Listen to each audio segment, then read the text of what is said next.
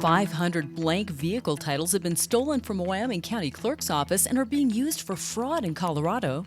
UW's celebrated football coach Craig Bohl has announced his retirement at the end of this season. And Montana plans to transplant northern grizzly bears to the greater Yellowstone area. We'll take a look at these stories and more today from Wyoming's largest news organization. I'm Wendy Corr for Cowboy State Daily.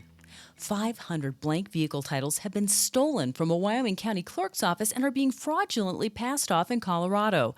A spokesperson for the Wyoming Department of Transportation said it's likely a person could use them to stake a false ownership claim on a stolen vehicle. But as Cowboy State Daily's Claire McFarland reports, no one is saying which county the titles were stolen from. I reached out to county clerks that are bordering Colorado, and the only one I was able to get on the phone here Wednesday afternoon was Kayla White of Albany County, and she said it certainly wasn't us. I would have noticed if 500 titles went missing, and I've never heard of a case like this. A WYDOT spokesman wouldn't say which county the titles were stolen from because that information is part of an investigation. But if whoever stole the blank titles is caught, there could be criminal charges filed in both Colorado and Wyoming.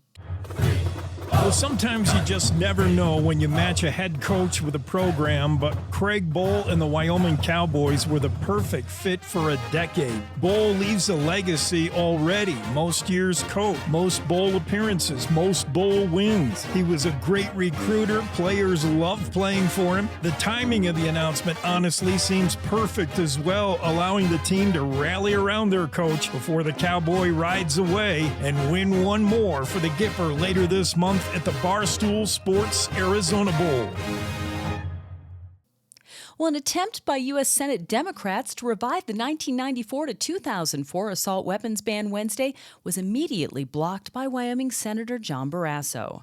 Cowboy State Daily's Mark Hines reports that Barrasso claimed the measure would have burdened Wyomingites and infringed on their Second Amendment rights. The proponents of the measure, they argue that, we're having too many mass shootings in the United States, and banning certain types of firearms might help cut down on those, or at least cut down on the casualties inflicted. And then, of course, folks on the other side, like Barrasso, argue, no, that's ridiculous. That's an infringement on the Second Amendment, and all it's going to do is punish law-abiding gun owners. Barrasso, who blocked the bill by unanimous consent, stated on the Senate floor that the ban was an attempt to, quote, label responsible gun owners as criminals.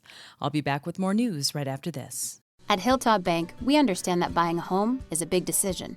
That's why we're here to be your trusted partner on the path to home ownership. Our experienced mortgage team will guide you every step of the way, from pre-approval to closing. We offer competitive rates and a wide variety of home loan options to best suit your needs. With our local knowledge and personalized service, you'll feel confident and comfortable throughout the entire home buying process. Contact us today to start your journey toward home ownership. Hilltop Bank, member FDIC, equal housing lender. A Converse County man who claimed someone poisoned his 5 horses in July has now been ticketed for failing to feed 5 animals in July. On his Facebook page on July 31st, 57-year-old Joe Bright posted that someone had murdered his horses at Bright Ranch, and he was offering a $10,000 reward for that person's arrest and conviction. But Cowboy State Daily's Claire McFarland reports that Bright, who lives in Shawnee, was charged November 7th in Douglas with 5 counts of failing to feed or failing to water confined animals. It is a newsworthy coincidence that he was ticketed for mistreating animals, and the tickets cite the same date range as the time when the horses died, but we were unable to confirm whether it's the same incident. All 5 of the citations say the offenses happened between July 17th and July 30th, and Bright announced his horses had been poisoned July 31st.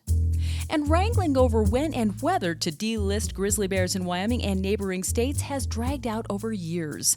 But there's been one primary sticking point: a lack of genetic exchange between separate bear populations. So, outdoor reporter Mark Hines reports, Montana plans to move some grizzlies from Montana's northern Continental Divide population into the greater Yellowstone ecosystem in an effort to speed up the process. Some of the greater Yellowstone ecosystem is in Montana. So near as I can tell, Montana is planning on moving him from one part of Montana to another part of Montana. But of course, that's right next door to Wyoming. There are an estimated 1,100 or so bears in each of the 2 grizzly populations in the northern Rockies. And that's today's news. Get your free digital subscription to Wyoming's only statewide newspaper by hitting the subscribe button on CowboyStateDaily.com. I'm Wendy Corr for Cowboy State Daily.